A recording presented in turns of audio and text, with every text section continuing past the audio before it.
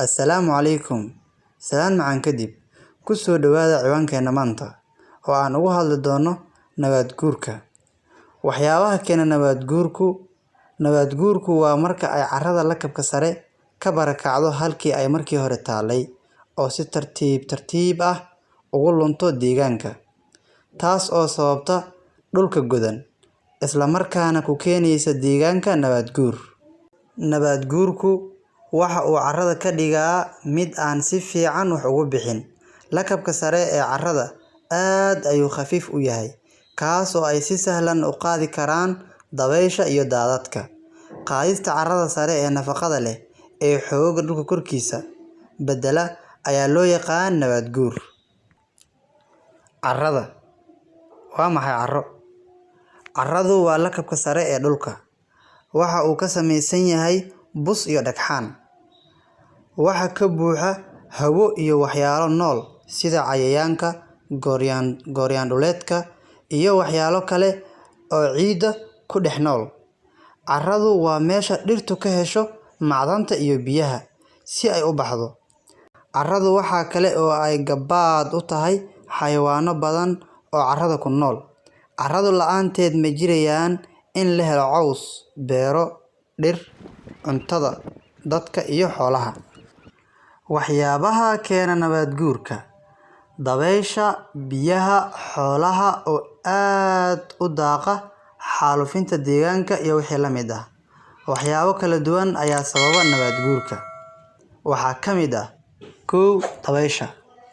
Marka dabaylaha xoogga leh soo dhacaan, waxa ay qaadaan carrada nafaqada leh oo ay ku dhafan yihiin haraaga walxaha dhintay. Arrintani waxa ay badanaa dhacdaa marka aanay carrada korkeeda ku ool caws ama dhir. Xaaladani waxa ay si caadi ah uga dhacdaa gobollada lamadegaanka iyo lamadegaan-u-ekaha, halkaas oo ay dabaylo xoog leh si joogto ah uga dhacaan. 2. Biyaha.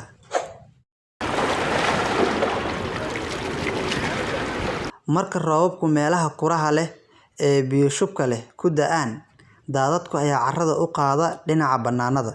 Biyaha socda waxa ay carrada nafaqada leh tuuraan meelo kale sida gunta webiga, taas oo sanado kadib bedeli karta jihada webiga u socdo. Arrintani waxa ay keeni kartaa fatahaado sababi kara khasaare naf iyo maalba leh. Nabaad guurka biyuhu waxa uu baabi'iyaa dhul beereedka. 3. Ka badinta dhulka daaqidda xoolaha.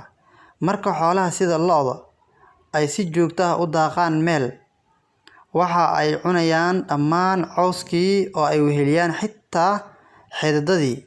Arrintani waxa ay u nugleynaysaa carradii in ay dabaysha iyo daadadka qaadaan nafaqadii ay lahayd, taas oo keenaysa nabaad guur. 4. Xaalufinta deegaanka. Dadku waxa ay samaystaan dhul beereed si ay ugu beeraan dalagyo la cuno, uguna dhistaan guryo, warshado iyo wixii la mid ah. Ujeedooyinkaas kala duwan ee aan soo xusnay oo keenta jarista dhir badan ayaa waxaa loo yaqaan xaalufin. Xididada dhirtu waxa ay isku hayaan carrada una diidaan in ay bannaanka u soo baxaan. Marka la banneeyo dhul badan oo kaymo ahaa, carrada nafaqada leh waxa qaadaya dabaysha iyo daadadka. Intaas ayaan jeclahay inaan ku soo gabagabeeyo ciwaankeena maanta. Haddii aad ka heshay, like noo saar, subscribe na saar. Dhanka Facebook-na follow naga saar. Ku mahadsan tahay daawashadaada kan iyo muuqaalka iyo nabadgelyo.